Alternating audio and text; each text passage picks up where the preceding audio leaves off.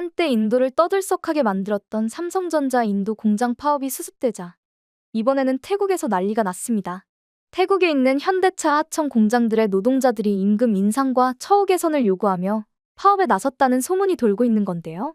이들의 요구사항이 임금 3배 인상 등 삼성전자 인도 공장 파업 당시 노조 측에서 주장했던 것과 판박이, 아니 오히려 그보다 더해서 그들의 파업을 보고 모방한 것이 아닌가 하는 추측이 나돌고 있습니다. 다행히 현대차와 태국 정부가 재빨리 수습에 나서서 이 파업은 삼성전자 인도 공장 건처럼 국내 언론에도 전파되기 전에 마무리되었지만 그 파장은 여전한데요. 이번 파업으로 인해 불안감을 느낀 현대자동차가 태국에 세울 예정이었던 전기차 공장을 다른 곳으로 이전하려 한다는 소문이 나오고 있는 겁니다. 이미 다른 자동차 업체들도 태국에 세웠거나 세우려고 했던 공장을 철수시키거나 계획을 취소하고 있기에 뜬 소문만으로 볼 수 없다는 의견이 많은데요. 태국 현지에서 무슨 일이 벌어지고 있는지 자세히 알아보겠습니다. 태국은 자동차 업계에 있어 너무나 매력적인 나라입니다. 동남아에서 두 번째로 큰 경제 규모를 자랑하는 나라인데다 인구도 7,169만 명으로 소비자와 노동자 모두 풍부해서죠. 특히 20, 30대 젊은 인구들이 차지하는 비중이 크고 임금도 다른 주요 공업국들에 비해 싸서 세계 자동차 업계에서 중국의 뒤를 이을 새로운 생산기지로 각광받고 있는데요. 실제로 올해 1분기 태국 투자청에 신고된 기계 및 자동차 산업에 대한 외국인 투자 신고 금액은 약 245억 바트로 작년 동분기 대비 2배가 넘게 증가한 것으로 나타났습니다. 미중 간 무역 마찰이 심화되고 부동산 경기 침체로 인한 중국 경제의 불안감이 커지고 있는 데다 중국 현지 전기차 업체들이 급성장함에 따라 기존에 중국에 투자하던 자동차 업체들이 태국으로 옮겨온 건데요. 토요타와 혼다만 해도 각각 500억 바트를 투자할 계획이라고 밝혔고 이스즈와 미츠비시도 각각 300억 바트와 200억 바트를 태국에 투자할 거라 밝힌 것만 봐도 알 수 있습니다. 이들 일본 자동차 업체들은 중국 시장에서 현지 업체들의 전기차에 밀리게 되자 2020년부터 작년까지 3년 사이에 전기차 판매량이 무려 76배 가까이 뛰어오른 태국을 대안으로 택한 건데요.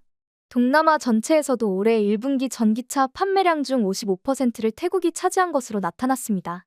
이에 태국 정부도 자국의 전기차 혹은 배터리 생산 공장을 짓는 업체에 세금 혜택을 주겠다고 해 더욱 많은 공장을 유치하려 하고 있죠.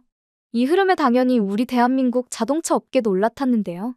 기존에는 태국 현지 업체와의 합작 법인 형태로 태국 시장에서 활동했던 현대자동차는 작년 4월부터 직접 태국 현지 법인을 설립하고 기존 합작 법인으로부터 사업을 완전히 인도받았습니다.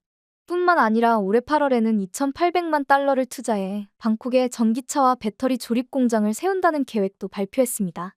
태국 공장에서의 자동차 양산은 2026년부터 예정되어 있고 연간 생산량은 5,000대로 정해놓았는데요. 생산량은 현지 전기차 판매 상황에 따라 더 늘어날 수 있다고 합니다. 공장 1호 전기차 모델은 태국 정부의 전기차 전환 프로젝트 정책의 기준을 모두 충족시키는 아이오닉 5로 정했는데요. 기아 자동차는 이보다도 훨씬 더 큰 완성차 공장을 태국에 세우겠다는 계획을 밝히기도 했죠. 작년에 태국에 연간 25만 대 규모의 완성차 공장을 세우는 계획을 검토하겠다고 한 건데요. 당시 업계에서는 기아가 태국 정부와 투자 협약을 체결하면 태국 생산 공장 착공이 올해 상반기 중에 이뤄질 것이라는 전망이 나왔습니다. 그런데 올해 6월까지도 기아차의 태국 공장 관련 후속 보도는 나오지 않았고 여름이 지나도록 국내에서도 태국 현지에서도 관련된 소식은 전혀 들을 수 없었는데요. 마침내 9월에 그 충격적인 이유가 드러났습니다. 기아 측에서 태국 전기차 공장 설립 계획을 철회한 거였습니다. 상반기 현대차 인도네시아 생산법인 공장 가동률이 61%도 안 되는 걸 보고 태국에 생산 공장을 세우는 계획을 재검토한 것이 표면적인 이유였는데요. 그런데 주목해야 할 건 이런 결정을 기아만 내렸다는 게 아닙니다. 테슬라도 50억 달러 이상을 투자해 태국에 전기차 제조 시설을 건립하는 방안을 추진하려다 8월에 철회한다고 밝혔죠. 기아만 아니라 테슬라도 세계 자동차 산업의 새로운 생산기지로 부상하고 있는 태국에 공장을 세우려다 말자 무엇 때문에 그런 건지 다들 궁금해하지 않을 수 없었는데요. 이와 관련해 태국 현지에서 너무나 충격적인 소식이 들렸습니다. 국내 언론에는 크게 보도되지 않았기에 한국에만 알려지지 않았을 뿐 현대자동차의 부품 생산과 조립을 맡았던 태국 현지 하청 공장들에서 대대적으로 파업이 있었다는 건데요. 현대자동차와 엮인 일인데도 삼성전자 인도 공장 파업 건과 달리 국내에서는 기사를 찾아볼 수 없었던 건 해당 공장들이 현대법인에서 세우거나 직접 운영하는 게 아닌 현재 업체들이 운영하는 공장이어서입니다. 안에서 만드는 건 현대차에 들어갈 부품이나 현대차의 일부분이어도 공장 간판만 보면 알 수 없으니 태국 현지 사정이나 언어에 밟지 못했던 국내 언론이 미처 파악하지 못했던 거죠. 현대 측에서도 자신들의 법인이 아닌 법적으로 다른 회사들의 공장, 그것도 타국에서 일어난 일이었기에 직접적으로 개입하기 힘들었는데요. 이들 하청 공장의 파업이 시작된 건 7월 즈음이었지만 8월까지는 소수 공장에서만 일어났는데 9월부터 갑자기 규모가 커지기 시작했습니다. 둘 사이의 정확한 인과관계는 파악하기 어렵지만 비슷한 시기부터 시작되었던 삼성전자 인도 첸나이 공장 파업에 자극을 받아서 그런 게 아닌가 추측되고 있는데요. 그래서인지 이들 하청 공장 노동자들이 파업을 하면서 요구했던 사항들은 놀라울 정도로 첸나이 공장 파업 시 나왔던 요구 사항들과 비슷합니다. 아니, 한국 언론에서 상황을 제대로 파악하지 못해 한국에는 이 사실이 알려지지 않고 있고 기업 소유 관계상 현대 측이 직접 어떻게 하기 어려웠던 걸 이용해서 더 막 나가는 요구를 했죠. 대표적인 게 임금을 기존보다 3배나 인상하라는 거였습니다. 첸나이 공장 파업 때에도 노동자들이 기존 임금의 2배 이상으로 올려달라고 했다는 이야기가 나와 논란이 되었었는데 이쪽은 한술 더 떠 3배나 올려달라고 한 겁니다. 이를 두고 중국이 아니면 태국 정도 빼고는 아시아권에서 자동차 생산 공장 크게 돌릴 만한 나라가 없을 거라는 걸 노리고 배짱을 부린 게 아닌가 하는 추측이 업계 전문가들 사이에서 나왔죠. 그러면서 역시 첸나이 공장 노동자들이 주장했다는 소문이 있는 주 35시간 근무를 도입해달라는 주장을 했다는 이야기도 있습니다.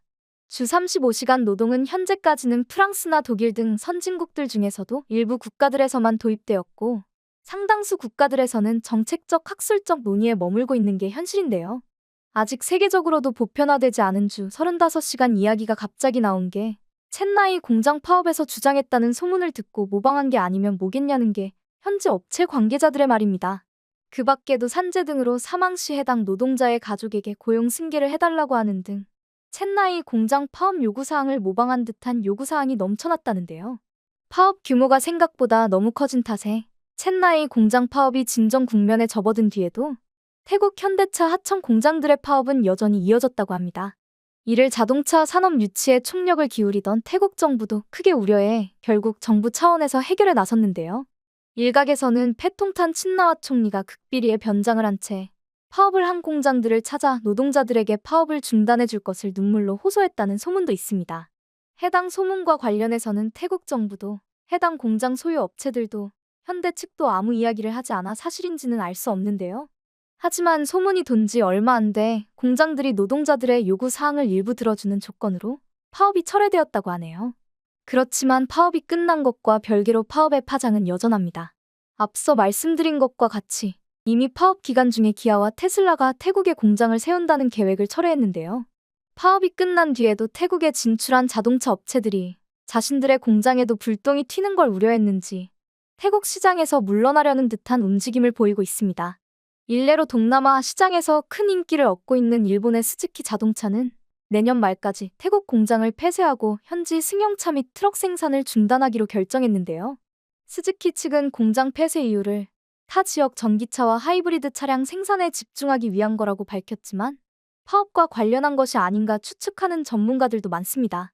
닛산 자동차도 지난달 태국 내 2개 공장 중 1공장의 생산을 일부 중단하고 내년 9월까지 이 공장으로 통합해 운영할 계획이라고 밝혔습니다.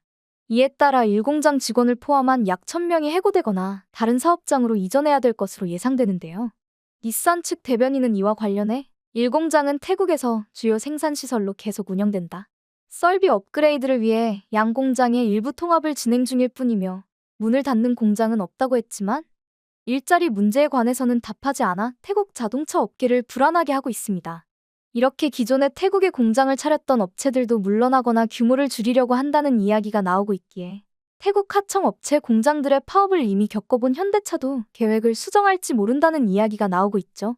자동차 업계는 아니지만 이미 태국에 진출한 한국 업체 중에도 이번 파업으로 인한 영향을 우려해서인지 다른 지역으로 사업을 이전하려고 하는 곳이 나오고 있기 때문입니다. 삼성전자 생활가전사업부가 태국 생산 공장의 오븐 라인을 철수해 멕시코 티후아나 공장으로 이전하기로 한 건데요. 삼성전자의 럭셔리 빌트인 오븐 브랜드인 데이코의 판매량 80% 이상이 미국과 유럽에서 나오고 있어 물류비를 고려하면 오븐 라인을 미국과 가까운 멕시코에 옮기는 게 적절하다는 판단에서라고 표면적으로는 밝히고 있습니다. 이에 대해 삼성전자 측은 태국 오븐 라인이 모두 철수하는 것은 아니다. 물량을 일부 조정하는 단계에 불과하다라고 설명했지만 인도 공장에서 일어난 파업을 모방한 것으로 추정되는 파업의 업종은 다르지만 태국에서 일어난 것이 자사 태국 공장에도 영향을 미칠까 우려한 게 아닌가 하는 추측이 나오고 있습니다. 태국과 인도 모두 탈중국 분위기를 타고 유명 기업들의 공장을 유치하려고 애쓰고 있었는데 이번 일들로 인해 상당히 난처하게 되었는데요. 앞으로 세계 공업계의 향방에 이번 일들이 어떤 영향을 미치게 될지 시선이 모이고 있습니다.